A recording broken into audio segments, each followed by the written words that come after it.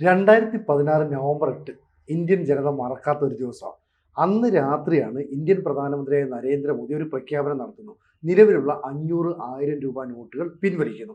ഇന്ന് രാത്രി 12 മണിയോടുകൂടി ഈ നോട്ടുകൾ ഉപയോഗിച്ചുള്ള ക്രയവിക്രയങ്ങൾ ഒന്നും തന്നെ ഉണ്ടാകുന്നില്ല. എന്നാൽ ജനങ്ങളുടെ കയ്യിലിരിക്കുന്ന ഈ പണം ബാങ്കിൽ കൊടുത്ത് മാറിയെടുക്കാനുള്ള ഓപ്ഷനുണ്ട്. പകരം 500ൻ്റെയും 2000ൻ്റെയും പുതിയ നോട്ടുകൾ പുറത്തിറക്കുമെന്നും പറഞ്ഞു. ഇപ്പോൾ അതിന് സമാനമായ ഒരു കാര്യം അണിയറയിൽ ഒരുങ്ങുന്നു എന്ന് കേൾക്കുന്നുണ്ട്. അത്തരത്തിൽ ഉള്ള രഹസ്യാന്വേഷണ റിപ്പോർട്ട് ഗവൺമെന്റ് ലഭിച്ചിരിക്കുന്നു എന്നുള്ളതാണ് മനസ്സിലാവുന്നത്. അതിനാണ് ഒരു രാജ്യത്തെ അസ്ഥിരപ്പെടുത്തുന്നതിന് ഏറ്റവും ആദ്യം യുദ്ധമില്ലാതെ അസ്ഥിരപ്പെടുത്താൻ സാധിക്കുന്നു പറഞ്ഞാൽ രാജ്യത്തിന്റെ സാമ്പത്തിക സ്ഥിതി മോശമാക്കുക എന്നുള്ളതാണ്, തകരാറിലാക്കുക. അതിന് ഏറ്റവും നല്ലതെന്ന് പറഞ്ഞാൽ വ്യാജ നോട്ടുകളാണ്. വ്യാജ നോട്ടുകളുടെ ഒരു ഗുണമെന്ന് പറഞ്ഞാൽ നമ്മുടെ രാജ്യത്തിന്റെ സാമ്പത്തിക ഭദ്രത തകരാറിലാവുകയും ചെയ്യും.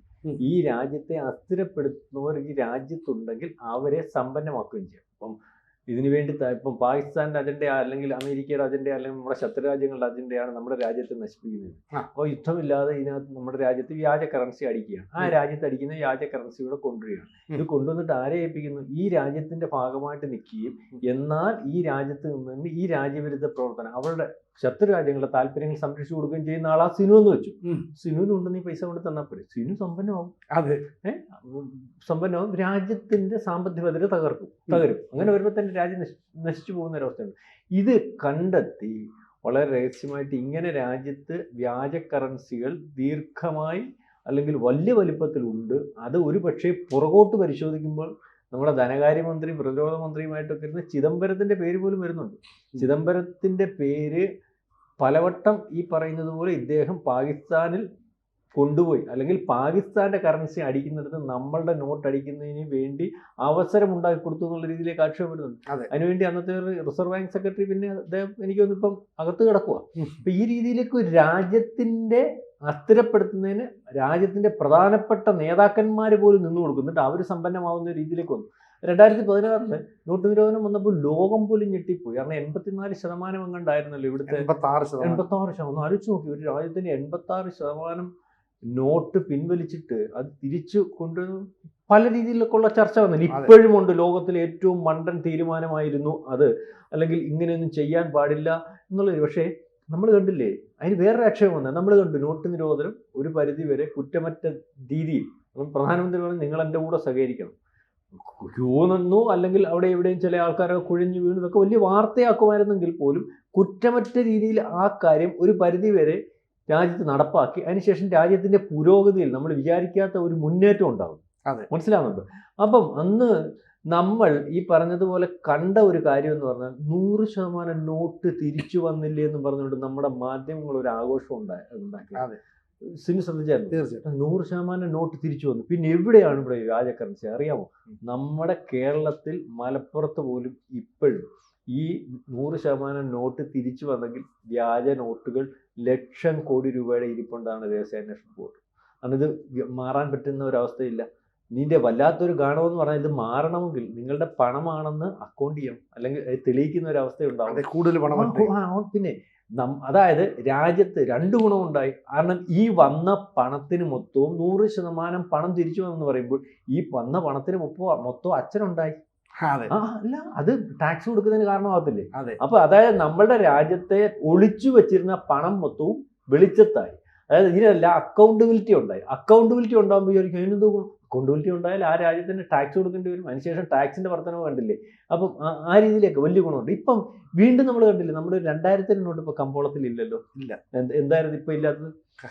2000 നോട്ട് കമ്പോളത്തിൽ നിന്ന് പോയെന്ന് പറഞ്ഞാൽ ഏറ്റവും കൂടുതൽ കള്ളപ്പണം സ്വരൂപിക്കാൻ പറ്റുന്ന ഒരു സംവിധാനം. സാറേ 500 നോട്ടാണെങ്കിൽ 4 കെട്ടുവാണ്, 2000 ഒറ്റക്കെട്ട് പോലെ സ്വരൂപിക്കാൻ ഒരു മാർഗം. അല്ലെങ്കിൽ കള്ളപ്പണം അക്കൗണ്ടബിൾ അല്ലാത്ത, നമ്മളിപ്പോൾ കൈക്കൂലി മേടിക്കുന്നവനെ അല്ലെങ്കിൽ മറ്റു രീതിയിൽ ഉള്ള പണി നടത്തുന്നു, ഇതിന്റെ പൈസ നമുക്ക് ഉദ്യോഗസ്ഥന്മാർ മേടിക്കുന്ന പൈസ അക്കൗണ്ടിൽ കിടന്നാൽ എവിടെ നിന്നൊന്നും ചോദിക്കില്ല. അവരുടെ വരുമാനം ഇത്രേ ഉള്ളൂ, അല്ലെങ്കിൽ മറ്റു വീടുകളിലെ മറ്റു വരുമാനം ഉണ്ടെങ്കിൽ ഇതിനെല്ലാം അല്ല. അതുകൊണ്ട് അവർ എവിടെ ആരുടെയും കൈ കൊടുക്കുക, അല്ലെങ്കിൽ ഈ പറഞ്ഞ വെളി വരാത്ത സഹകരണ സംഘത്തിൽ നിക്ഷേപിക്കുക, അല്ലെങ്കിൽ ഈ പറയുന്ന പോലെ പ്രൈവറ്റ് ആയിട്ടുള്ള ഫൈനാൻസിയേഴ്സിലൊക്കെ കൊടുക്കുക, അല്ലെങ്കിൽ ആർക്കെങ്കിലും വട്ടിപ്പലിശയ്ക്ക് കൊടുക്കുക. ഇങ്ങനെയൊക്കെയാണല്ലോ ചെയ്യുന്നത്. അപ്പം അത് അങ്ങനെ വെച്ചിരുന്ന നോട്ട് ഇതുപോലെ പിൻവലിക്കുന്ന ഒരു അവസ്ഥ. ഇത്ര ദിവസത്തിന് മുമ്പ് നോട്ടുകളെല്ലാം ബാങ്കിൽ കൊടുത്ത് മാറി, അല്ലെങ്കിൽ നിങ്ങളുടെ 2000 കൊടുത്തിട്ട് മാറി എടുത്തോണമെന്ന് പറഞ്ഞ് അതിനകത്തും ഏതാണ്ട് 0.9% തിരിച്ചു വന്നിട്ടില്ല.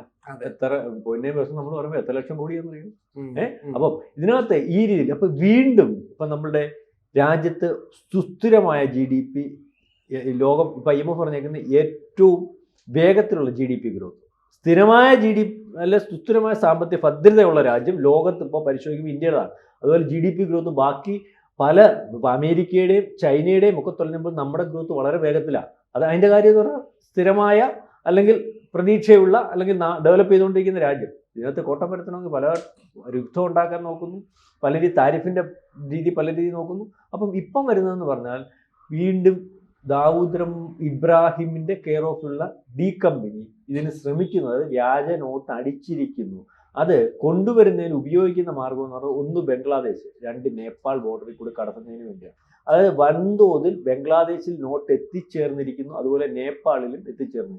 നേപ്പാളിൽ എത്തിച്ചേരുന്ന നോട്ട് ബീഹാർ വഴിയും ബംഗ്ലാദേശിൽ എത്തിച്ചേരുന്ന നോട്ട് പശ്ചിമ ബംഗാൾ വഴിയും കടത്തുന്നതിന് വേണ്ടിയുള്ള ഒരു ശ്രമമാണ്. കാരണം നമുക്ക് വേറൊരു കാര്യം, ഇനിയിപ്പോൾ തെരഞ്ഞെടുപ്പുകൾ വരുമോ, ഈ തെരഞ്ഞെടുപ്പുകൾ ഫണ്ട് ഒഴുക്കുന്നതിന് അല്ലെങ്കിൽ ആ മാർഗത്തിൽ കൊണ്ടുവരുന്നതിന് അല്ലെങ്കിൽ തെരഞ്ഞെടുപ്പ് അട്ടിമറിക്കുന്നതിനും അല്ലെങ്കിൽ ഈ രീതിയിലൊക്കെ പൈസ ഉപയോഗിക്കുക. കാരണം വടക്കേ ഇന്ത്യയിൽ ഇപ്പോഴും നമ്മൾ എത്ര പറയുമ്പോഴും സമ്പത്ത് ഉപയോഗിച്ച് ഈ ജനാധിപത്യത്തെ അട്ടിമറിക്കാൻ കഴിയുന്ന ഒരവസ്ഥ ഒരു പരിധിവരെ പണ്ടത്തേതിൻ്റെ അത്രയും ഇല്ലെങ്കിലും ഇപ്പോഴും ഉണ്ട്. പിന്നെ മാത്രമല്ല വ്യാജ പ്രചരണത്തിന് പൈസ ഉപയോഗിച്ചുകൂടെ. അപ്പൊ തുടർച്ചയായിട്ട് ഇനി നിയമസഭാ തെരഞ്ഞെടുപ്പുകളും അല്ലെങ്കിൽ മറ്റു തെരഞ്ഞെടുപ്പുകളും വരുന്നൊരവസ്ഥയുണ്ട് ഇന്ത്യയുടെ ഭദ്രത തകർക്കുന്നതിന്. കാരണം നമ്മളിപ്പം വ്യാജ വോട്ടർമാരെയോ കണ്ടുപിടിച്ച് ഈ നമ്മുടെ തെരഞ്ഞെടുപ്പ് അല്ലെങ്കിൽ ജനാധിപത്യ സംവിധാനം കൂടുതൽ ഇന്ത്യക്ക് അകത്ത് നിൽക്കുന്നവൻ മാത്രം തീരുമാനിക്കുന്നു, അല്ലെ വ്യാജ വോട്ടുകൾ പോലും അല്ലെങ്കിൽ ബംഗ്ലാദേശികളുടെയും രോഹിംഗ്യൻസിൻ്റെയും ഒക്കെ വോട്ട് കട്ട് ചെയ്യുന്നതിനാണല്ലോ ഇപ്പം SIR എന്ന് പറയുന്നത്. ആ സംവിധാനം ഒരുക്കുമ്പോൾ വീണ്ടും ഇന്ത്യയെ അസ്ഥിരപ്പെടുത്തുന്നതിന് വേണ്ടി വലിയൊരു ശ്രമം പാകിസ്ഥാൻ്റെ കെയർ ഓഫിൽ അല്ലെങ്കിൽ ഈ പറയുന്ന ദാവൂദ് ഇബ്രാഹിമിൻ്റെയും ബംഗ്ലാദേശിൻ്റെയും ഒക്കെ കെയർ ഓഫിൽ നടക്കുന്നു. അവർ കടന്നു വരുന്നതിന് വേണ്ടിയുള്ള ശ്രമം. അപ്പോൾ ഭയങ്കര ജാഗ്രതാ നിർദ്ദേശമാണ് കൊടുത്തിരിക്കുന്നതെന്നാണ് നമ്മൾക്കറിയാൻ സാധിക്കുന്നത്. നല്ല ജാഗ്രതയുണ്ട്. കാരണം എന്താ പറയുക, ഈ UP സർക്കാരിൻ്റെ കാലത്താണ് കണ്ടെയ്നറിൽ നോട്ട് വന്നു എന്ന് പറഞ്ഞിട്ട് വലിയ ആരോപണം. കേരളത്തിൽ പലയിടങ്ങളിലും കണ്ടെയ്നറിൽ നോട്ട് വന്നു. അന്നാണ് ഈ ഭൂമിക്ക് വില വളരെയധികം കൂടിയത്. അതായത് ഒരു ബൂം തന്നെ നടന്നു. വലിയ തോതിൽ ഭൂമി വാങ്ങിക്കൂട്ടുന്നു, വൻതോതിൽ വിലയ്ക്ക് വിൽക്കുന്നു. സാധാരണക്കാർക്ക് ഭൂമി വാങ്ങാൻ പറ്റാത്ത അവസ്ഥയുണ്ടായിരുന്നു. മാത്രമല്ല പിന്നീട് മോദി സർക്കാർ വന്നപ്പോൾ ഇത് എവിടെ നിന്നാണ് ഈ പണം ഇത്രയും വന്നത്? UPA സർക്കാരിൻ്റെ നിലപാടുകളൊന്നും ഈ പറയുന്ന NDA സർക്കാരിന് സ്വീകരിക്കാൻ കഴിയില്ല. അങ്ങനെ NDA സർക്കാർ ഒരു തീരുമാനം എടുക്കുന്നു. ഈ വരുന്ന പാർലമെൻറ്റ് ബജറ്റിന് തൊട്ട് മുമ്പായിട്ട്, അതാണ് ഈ 2016 നവംബർ 8, അതിന് തൊട്ട് മുമ്പായിട്ടാണ് നോട്ട് നിരോധനം വന്നത്. അങ്ങനെ നോട്ട് 500-ന്റെ 1000-ന്റെ ഒക്കെ നിരോധിച്ച് കഴിയുമ്പോൾ ഡിജിറ്റൽ ട്രാൻസാക്ഷനിലേക്ക് നമ്മൾ മാറുന്നു. അന്ന് പറഞ്ഞു ഈ ഡിജിറ്റൽ ട്രാൻസാക്ഷൻ വന്നപ്പോൾ നമ്മുടെ ധനകാര്യമന്ത്രിയെ തോമസ് ഐസക് പറഞ്ഞു, പിന്നെ കടയിൽ ചെന്നൊരു കരിക്ക് മേടിച്ച് കുടിക്കുന്നവൻ ഡിജിറ്റൽ പണം കൊടുക്കാൻ പോകണം, അല്ലെ മീൻ മേടിക്കുന്നവനാണോ ഡിജിറ്റൽ പണം കൊടുക്കുന്നത്? പക്ഷേ ഇപ്പോൾ നമ്മൾ ഡിജിറ്റൽ പണത്തിൻ്റെ ഉപയോഗമാണ് നടക്കുന്നത്. അതിന് സമാനമായ രീതിയിൽ ഒരു സമ്പദ് വ്യവസ്ഥയെ അട്ടിമറിക്കാൻ പാകിസ്ഥാനാണ് മുമ്പ് ശ്രമിച്ചതെങ്കിൽ അമേരിക്കൻ പിന്തുണയോടെ ആയിരിക്കാം ഇപ്പോൾ ശ്രമിക്കാൻ പോകുന്ന ബംഗ്ലാദേശ്. അത് ഈ പറഞ്ഞതിൻ്റെ കാരണം എന്താ വെച്ചാൽ, ഇനി ബംഗാളിൽ ഇലക്ഷൻ വരിക. കേരളത്തിലും തമിഴ്നാട്ടിലും ബംഗാളിലും പുതുച്ചേരിയിലും ആസാമിലുമാണ് ഈ നിയമസഭാ തെരഞ്ഞെടുപ്പ് വരുന്നത്. സ്വാഭാവികമായിട്ടും മമതാ ബാനർജിയുടെ സ്റ്റേറ്റാണ് ഈ ബംഗ്ലാദേശികളെ പാകിസ്ഥാനിൽ നിന്നുള്ളവരെയൊക്കെ തന്നെ ഇങ്ങോട്ടേക്ക് കൊണ്ടുവന്നിട്ട് അവർക്ക് റേഷൻ കാർഡും മറ്റും കൊടുത്ത് അവരെ അവിടെ താമസിപ്പിക്കുന്നത്. അപ്പോൾ ഈ പണം അവിടെ ചെലവഴിച്ചാൽ സ്വാഭാവികമായിട്ടും ദാരിദ്ര്യരേഖയ്ക്ക് താഴെ താമസിക്കുന്ന നിരവധി ആളുകൾ ഈ നോർത്ത് ഇന്ത്യയിലും ബംഗാളിലൊക്കെ ഉണ്ട്. അവരുടെ ഈ കയ്യിലെടുക്കാൻ ഈ പണം മതി. ഈ പണമൊക്കെ കൊടുത്തിട്ട് അവരെ സംരക്ഷിച്ച് ചേർത്ത് പിടിച്ച് നിർത്തുകയാണെങ്കിൽ വീണ്ടും നമ്മുടെ സമ്പദ് വ്യവസ്ഥയെ തകർക്കും. അപ്പം GDP ഉയർന്നുകൊണ്ട് അടുത്ത 1-2 വർഷം കൊണ്ട് 4ാമത്തെ സമ്പദ് വ്യവസ്ഥയിൽ നിന്ന് ഇന്ത്യ 3ാമത്തെ ലോകത്തെ വലിയ സമ്പദ് വ്യവസ്ഥയായിട്ട് കുതിക്കാൻ പോവാം. ആ കുതിപ്പിന് തടയിടാനായിട്ട് ഇത്തരം ആസൂത്രിതമായ മാർഗങ്ങൾ ഒരുപക്ഷെ സ്വീകരിച്ചേക്കാം. അതായിരിക്കാം ഈ നോട്ട് വരവിന്റെ കാരണം എന്ന് പറയുന്നത്, അല്ലേ? സിനി ഇപ്പൊ പറഞ്ഞപ്പോഴാണ് ഒരു കാര്യം ഞാൻ ഓർത്തത്. കാരണം സിനി പറഞ്ഞിട്ട് വസ്തു വാങ്ങിച്ചു കൂട്ടുന്നു. ഇവിടെ റെയ്ഡ് വീണ്ടും നടന്നല്ലോ. PFI കാരൻ വീണ്ടും വസ്തുക്കൾ അല്ലെങ്കിൽ അത്തരത്തിലുള്ള ആൾക്കാർ ഇസ്ലാമിസ്റ്റുകൾ ഈ നേരത്തെ വാങ്ങിച്ചു കൂട്ടിയോടെ വീണ്ടും വസ്തു വാങ്ങിച്ചു കൂട്ടുന്നതായിട്ട് അല്ലെങ്കിൽ അത്തരത്തിലുള്ള ഇന്റലിജൻസ് റിപ്പോർട്ടും അല്ലെങ്കിൽ അതിന് ബോധ്യപ്പെട്ടത് കൊണ്ടാണ് വീണ്ടും ഇപ്പം നമ്മൾ പറഞ്ഞത് വന്നിട്ടുണ്ടോ എന്ന് പോലും സംശയിക്കേണ്ടിയിരിക്കും. ഡിസ്ട്രിബ്യൂട്ട് ചെയ്താൽ മതിയായിരിക്കും, അല്ലേ? പൈസ കയറിയിട്ടുണ്ടോ എന്ന് സംശയിക്കേണ്ടിയിരിക്കും. കാരണം ഇതിനകത്ത് വേറെ വലിയ റിപ്പോർട്ട് ഇന്നലെന്ന് പറഞ്ഞാൽ രഹസ്യാന്വേഷണ റിപ്പോർട്ട് എന്ന് പറഞ്ഞാൽ നമ്മുടെ ഫോറൻസിക്കിനൊന്നും കണ്ടുപിടിക്കാൻ പറ്റുന്ന അവസ്ഥയില്ല. കാരണം നമ്മുടെ അതേ നോട്ട് തന്നെ, അതേ വാട്ടർമാർക്ക് തന്നെ വളരെ കൂടുതൽ മൂലധനം മുടക്കിയാണ് ഇതിനകത്ത് ഇത് അടിക്കുന്നത്. അതായത് ഒരു രാജ്യത്തിന്റെ നോട്ട് എങ്ങനെയൊക്കെ അടിക്കുന്നു അതേ അവസ്ഥയിൽ തന്നെ നമ്മുടെ നോട്ട് അവരടിക്കുമല്ലേ. അതെ അതെ. അപ്പോൾ ഒരു രീതിയിൽ കണ്ടുപിടിക്കാൻ പറ്റത്തില്ല. നമ്മുടെ ഇവിടെ കയറി പോയിട്ടുണ്ടെങ്കിൽ പിന്നെ ഈ അന്ന് മോദി ചെയ്തതുപോലെ ഉള്ളത് തിരിച്ചു അല്ലെങ്കിൽ നോട്ട് നിരോധനത്തിൽ കൂടി ആ നോട്ട് മൊത്തം കോടിക്കണക്കിന് രൂപയുടെ ബാധ്യതയും നഷ്ടവും ഉണ്ടായാൽ പോലും ആ മാർഗ്ഗം ഉള്ളായിരുന്നു. അതെ, അന്ന് പറഞ്ഞ 99% നോട്ട് നമ്മുടെ ബാങ്കിങ് സംവിധാനത്തിലേക്ക് തിരിച്ചു വന്നതാണ്. പക്ഷെ എത്ര നോട്ട് ഇപ്പോഴും പുറത്തുണ്ട്. ഈ അടുത്ത സമയത്ത് മലപ്പുറത്തോ മറ്റേ കാസർഗോട്ടോ മറ്റോ ഒരു വാഹനം റെയ്ഡ് ചെയ്തപ്പോ നിരോധിച്ച 1000ന്റെ കെട്ടുകണക്കിന് നോട്ടുകളാണ് പറഞ്ഞത്. എന്തിനാണ് ഇപ്പോഴും അത് വെളിയിൽ കാണിക്കാൻ പറ്റത്തില്ല. എവിടെ കൊണ്ട് കളഞ്ഞതിന്റെ ബാക്കി ഇരിക്കുക. പിന്നെ മാത്രമല്ല ഇത് നേപ്പാളിൽ നമ്മുടെ നോട്ട് ഉപയോഗിക്കുവാനല്ലേ, നേപ്പാളിലേക്ക് വലിയ വലിപ്പത്തിൽ കടത്തിയായിരുന്നു. കടത്തിയായിരുന്നു. അതൊക്കെ കഴിഞ്ഞിട്ടാണ് ഈ പറയുന്ന ഇപ്പം ഈ നിൽക്കുന്നത്. അപ്പം ഏതായാലും വലിയൊരു അപകടമാണ്. ഒരുപക്ഷെ വീണ്ടും ഈ കാര്യങ്ങൾ ആലോചിക്കുന്ന രീതിയിലേക്ക് നമ്മൾക്ക് പാളിച്ച പറ്റിയാണ്. കാരണം നമ്മുടെ അതിർത്തി ഇപ്പൊ ബംഗ്ലാദേശിന്റെ അതിർത്തി അറിയാമല്ലോ, ഏതാണ്ട് 4200 ഉണ്ട്. ഈ ഡ്രോണിൽ കൂടെ വരും, അല്ലെങ്കിൽ ഏത് രീതിയിലൊക്കെ കടത്താമെന്നോ അത് കടൽ മാർഗമാണ് ഇതിപ്പോൾ ഉപയോഗിക്കുന്നതെന്ന് പറയുന്നത്. എല്ലാ രീതിയിലും നമുക്കതിൻ്റെ ഇന്റലിജൻസ് റിപ്പോർട്ടും അല്ലെങ്കിൽ അത്തരത്തിലുള്ള കാര്യങ്ങളും ഒക്കെ കിട്ടിയിട്ടുണ്ട്. പിന്നെ ഇത് വന്നു കഴിഞ്ഞാൽ എൻ്റെ മനെ ആരുടെ കിട്ടിയാലും നോട്ടല്ലേ, അത് അതിന് വല്ലാത്തൊരു സ്വാധീന ശക്തിയുണ്ട്. ഉദ്യോഗസ്ഥന്മാരെയൊക്കെ സ്വാധീനിച്ചും പല മേഖലയിലും ഒക്കെ സ്വാധീനിച്ച് നടത്തും. അപ്പം വളരെ അപകടമാണ്. ആ രീതിയിൽ ഈ രീതിയിലുള്ള പണി വീണ്ടും നടത്തുന്നതിന് വേണ്ടിയുള്ളൊരു ശ്രമം വലിയ വലിപ്പത്തിൽ, അതായത് ഭീകരരുടെ നുഴഞ്ഞുകയറ്റവും മറ്റു പല രീതിയിലൊക്കെ ആക്രമണത്തിൻ്റെ കൂടെ ഏറ്റവും എളുപ്പമുള്ള ഇന്ത്യയെ അസ്ഥിരപ്പെടുത്താൻ പറ്റുന്ന അല്ലെ അസ്ഥിരപ്പെടുത്തിക്കൊണ്ടിരുന്ന ഒരു മാർഗം വീണ്ടും അവലംബിക്കാൻ വേണ്ടി നമ്മുടെ ശത്രുരാജ്യങ്ങൾ പാകിസ്ഥാനും ബംഗ്ലാദേശും അല്ലെങ്കിൽ ബാക്കിയുള്ളവരുടെ കൂടി ആലോചിച്ച് നടപ്പാക്കാൻ ശ്രമിക്കുന്നു എന്നുള്ളൊരു വലിയ റിപ്പോർട്ടാണ് വന്നുകൊണ്ടിരിക്കുന്നത്. കൂടുതൽ വാർത്തകളും വിശേഷങ്ങളും നിങ്ങളിലേക്ക് എത്താൻ ABC മലയാളം സബ്സ്ക്രൈബ് ചെയ്യുക, ബെൽ ബട്ടണും അമർത്തുക.